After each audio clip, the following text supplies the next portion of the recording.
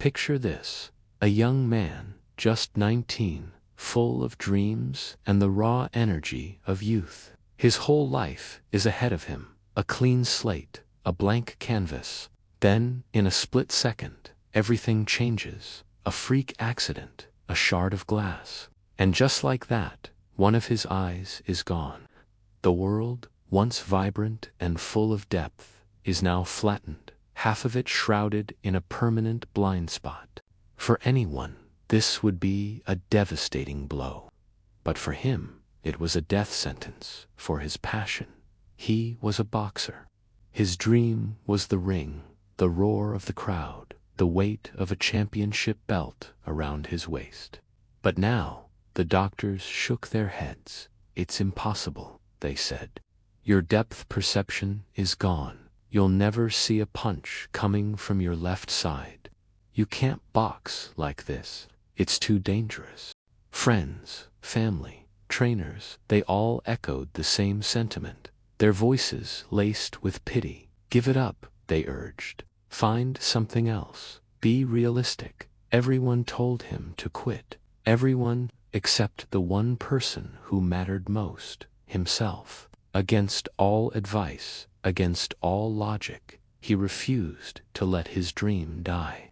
He walked back into the gym, not with two eyes, but with a singular, burning focus. The gym, once a place of promise, now became his crucible.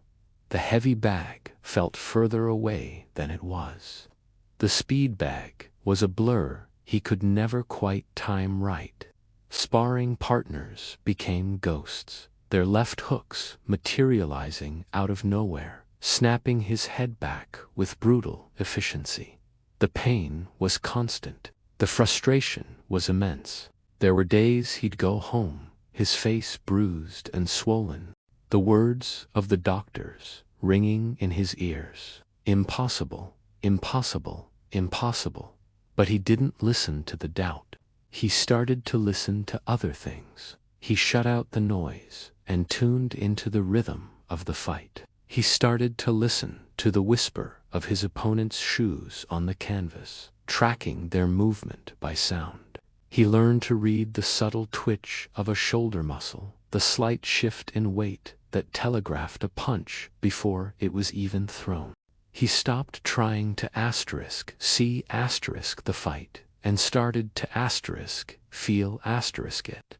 His remaining eye did the work of two, but his other senses sharpened to a razor's edge. He developed an entirely new style, a unique defensive posture, turning his body to protect his blind side, using his lead hand not just to jab, but as an antenna, feeling for distance and incoming threats. Years passed, years of this grueling, lonely training, years of people whispering behind his back, calling him foolish, stubborn, a lost cause, but he just kept working, fueled by a fire that no one else could see. Finally, the day came, his first professional fight. He walked down the aisle toward the ring, the bright lights feeling alien and overwhelming. The commentators in their booths spoke about his injury in hushed, somber tones, framing it as a tragic human interest story, not a legitimate contest. The crowd was a sea of skeptical faces, and in the opposite corner, his opponent stood with a confident smirk. He could see it in the man's eyes. This one-eyed fighter was a joke, an easy win. The bell rang, and the fight began. The first round was brutal, just as everyone had predicted. Left hooks he never saw coming crashed into the side of his head. Jabs slipped past his guard, stinging his face. He was clumsy, awkward, and a step behind. His opponent, smelling blood, pressed the attack, growing more and more confident with every punch that landed. The smirk on his face widened. The crowd began to murmur, their doubts confirmed. This was a mistake. But as he went back to his corner after that first round, something was different. He wasn't broken. He wasn't scared. He was learning. He was downloading data, He had felt the rhythm of this man's attack. He had heard the sound of his footwork. He had survived the storm. In the second round, a shift began. He started to anticipate. A left hook was thrown, but this time, he wasn't there. He'd already slipped to the right, and a sharp counter-right of his own found its mark. The opponent's smirk flickered for a second. Another attack, and another miss. Our hero was no longer just defending. He was predicting. He was using his opponent's confidence against him. By round 3, the entire arena could feel it. The energy had changed. The fight was turning. The once dominant opponent was now hesitant, confused. The ghost he thought he was fighting was now landing real, solid punches.